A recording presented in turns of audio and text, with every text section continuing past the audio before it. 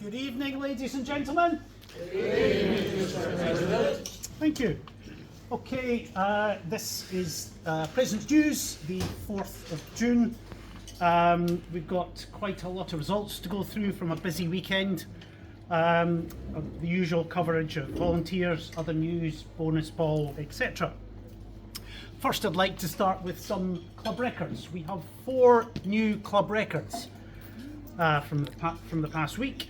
First of all, in the under 25,000s, for the females, we've got Eliza Nicholson did 16:16:71.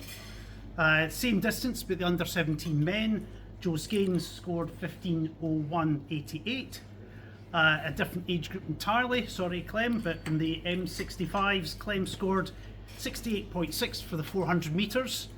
And finally, under 15 girls, Alessia Scala in the high jump, 176. So 4 very impressive efforts there from members. So I think a round of applause.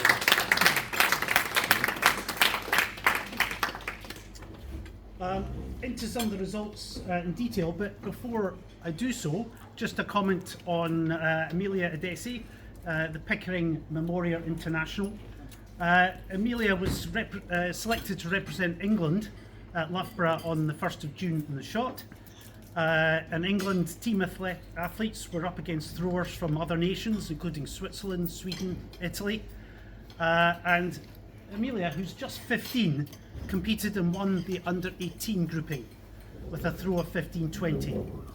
She's currently the lead thrower at the 3 kilogram shot for under 17 in England. So at a 15-year-old, I think that deserves a round of applause. Well done, Amelia. Okay, into the events. We'll start with Friday night, and it was the Masters here at Norman Park. Blackheath and Bromley finished third in both the male and the female, 48 points for both, so very evenly spaced out from a team perspective. Along with the old faces, there were some new team members, a new women's team manager, and a renewed sense of optimism that both teams could build on last season when the men finished 4th and the women's team finished 2nd overall and made the finals. Overall, the men's and women's team scored 48 points, finished 3rd in the night, and I'll just go through some of the winners. In the men's 35 long jump, Ashley Reid won with a best of 5:41. New women's team manager Sam Williams, she's here somewhere. In the women's 35 A-string with a season's best of 63.2, and in the 400 metre event for women's 60, Evergreen Helen Godsall won by over 10 seconds in a 400 metre event from her competitors. Fantastic effort. And finally, season's best was also good enough for Carol Coolan to win the women's 50 3,000 metres race. So well done all. But I would just like to call out Ian Furler for a special mention in his efforts on the discus, the 400 metres and the long jump, and then he went up to Chelmsford the next day and through and etc. etc. So Ian, for your contributions, points and points and points. Well done, Ian. So Chelmsford, Blackheath and Bromley in the National Athletics League opened our campaign with a hard-fought 4th place. Just 9 points off of 3rd place. And whilst the result was respectable, it doesn't really reflect our full potential shown on the day. A few unfortunate injuries and gaps in key events proved costly. Even so, we were actually not that far off 3rd, as I say, and also even 2nd place. With the full squad at the next fixture on the Saturday 5th of July, we're optimistic that we'll be in the hunt to win. So hopefully we'll get all events fulfilled and show our good strength in Stevenage. Go through some of the team highlights from the day. Daisy Snell delivered one of the performances of the day, leaping to 6.3 metres in the long jump. That's a European under-20 qualifying standard, and it was a commanding A-string victory for Daisy. Charlotte Heinrich stormed to 1st place in the 200 metres, and the men's 4x400 relay combined with 1st place with a swift 3:14:83. One of the fastest times in the league this season, so well done. We really are strong in the relays, I feel. Tommy Owler, who was part of that team, also claimed victory in the 200 metres A-string. Daniel Goriola won the 110 metres hurdles A-string. Anastasia Davis took the 100 metres hurdles A-string as well. And Chloe Sharp dominated the women's 3,000 metres, taking A-string in 9:46. In the high jump A-string, Jade Oni won, and Mary Adenji took top points in the triple jump A-string as well. And in the throws, Dylan Clayton led the way with a powerful 50.13 win in the discus, while Gemma Vickery and Sapphire Houston Ball combined for big points in the women's hammer. So special recognition goes to those athletes who again stepped up, covered the events as much as possible, and filled some unfamiliar events. It really is important to show teamwork, and I think this is something you'll see throughout all the different races. Points help, so anybody who's able to do an event that isn't naturally theirs just helps the teams entirely, so well done. That takes us through to Sunday in the YDL lower age group at Tunbridge. Another successful YDL meeting. We overall managed to score a secure second place with 10 points difference between us and the winners, Woodford Green. So neck and neck all the way through. So a good turnout for this weekend with people filling in for various events across the competition. Hopefully next time we can gain first place and make sure we can do so by filling all the different events, because again, just picking up 2 or 3 points here and there could have made all the difference. Something to consider. The girls team scored consistently with highlights including wins in the under 13 high jump for Jasmine Stevens and Pearl Coulson, in the under 15s high jump for Alessia Scala, under 15 pole vault for Ella Booker, under 15 800 metres B-string for Iofi Stanley, and in the hammer B-string under 15 for Dulcie Simpson. In the relays, interesting story this one, the under 15 girls of Noelle Carr, Matilda Murray, Zamaria Dixon and India Ellington start off at speed, did 3 legs and then were called back because unfortunately of a false start. Didn't stop them, girls ran again and scored first place, so well done in 1.75 or 1.6 efforts I think there. And the 4x300 squad also ran well, losing out on first place by 400ths of 1 second. Very close indeed. Turning now to the boys, and the boys under 13 rose to the occasion with steely determination, some seriously impressive results, and seeing consistent scoring, particularly in second and third places. That's something I've seen in a number of the results. Just continue scoring at second and third just helps the team entirely. Massive congratulations to the whole team, especially those making their event debuts, covering extra events, overcoming tough conditions. Your team spirit, courage and commitment continue to inspire. And for the under 15 boys, they showed incredible grit and determination, delivering some fantastic personal bests despite the strong headwinds and some nail-biting moments throughout the day. Fast and furious competition. Key highlights were the 100 metre A and 200 metre A wins for Pierce Spencer Simmons, and 200 metres B and 300 metres A for Jericho Senior. In the long jump B for Sylvester Amo Konadu, and high jump A, Sebastian North finished first. High jump B, Jack Ruby finished first. And in discus, Ati Ganathan was first as well. So good set of results there. The hard work clearly paying off.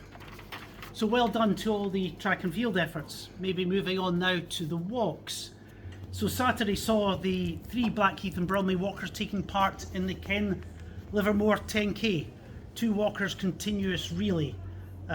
So in silver medal positions in 54 minutes 22 seconds was Johnny and Matt Ellerton, and Florence Watson partnered with Tonbridge athlete Grazia Manzotti to finish in bronze position in 56.03. So well done to the walkers. On to road races. First of all, congratulations to Ian Montgomery and his efforts in the Ironman. Despite a start at 5:30 a.m, which I'm sure Ian would have struggled with, he managed to get round and enjoyed the race, and there's a few comments that will appear in the news. It was also the Weybridge Half Marathon, where we had Paolo Lancini in 1:25.37, and Nigel Brusher in 1:46. Well done, Nigel. Moving on now to parkrun, where we had 69 members in 28 different events. Furthest from the clubhouse was Mick Keane in Keswick. And podiums for Saturday were Doug Varney first at Beckenham, Leo De Bruyne third at Bromley, Trang first female at Bromley, Gracie Horton second female at Bromley, Philip Bunn second at Catford, Steve Howe second at Lillingston, Freya Dembo third female at Margate, David Adams second male at Orpington, Justin Strover first male at Riddlesdown, and Graham Luger first male at Shorne Woods. So another good selection of podiums there for the parkrun. Fixtures for this weekend are the SEAA Championships under 13, 15, 17 at Crystal Palace on Saturday and Sunday. And I'd also just call out the next Masters fixture, which is at Dartford on Friday the 13th of June. Paris Handicap, the next event is tomorrow. I guess we can accept event entries of the day? Yeah, so if you're watching this tomorrow, you can enter tomorrow evening, but if you're watching this on Friday, you're too late. You have to wait to the next one, but yeah, you accept entries on the day tomorrow. Excellent, thank you. Volunteering, still some opportunities as always. Please put your name forward if you possibly can. The next Academy competition, 21st of June, and then the June Open meeting is on Monday the 16th of June. Volunteers always welcome. Other news, just to let you know, the next bingo is the 27th of June, Friday.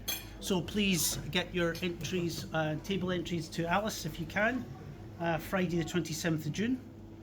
The next open day is also now taking entries for June the 16th. So that's for entries for if you want to compete. And as I say, also looking for some volunteers. A little bit of updates, those of you who know Nick Brooks, sadly he's in hospital at the moment, getting some treatment, so hopefully he will be back out in the next few days, but we wish him all the best for a speedy recovery. Also, I'd like to move on now to Barry Underhill. So sad news that sadly Barry passed away on the 9th of April, aged 89. Those of you who may know Barry, he was a life member, joined the club in 1953, and I think the club passes our condolences to Barry's family and friends. Perhaps we can have a moment's silence in a minute, but interestingly, when I was researching for the And Finally section tonight, I came across an article from 1961 which referred to Barry. So we received a most interesting letter from Barry Underhill with some first-hand news of his doings. At the time of writing, he had reached India after extensive travels in Iran and Afghanistan and was embarked on a 1,000-mile trip down the Ganges to Calcutta. Very fit and looking forward to competitive athletics when he comes back, but it'll probably be another year or 18 months before he's back in the UK. Perhaps reflects what an adventurous character Barry was. But perhaps I could ask you all to stand for a moment and pay respects to Barry.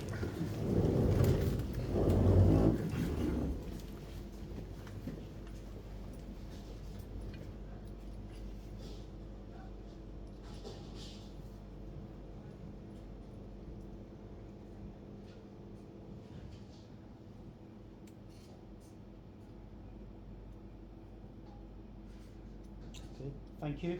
Thank you.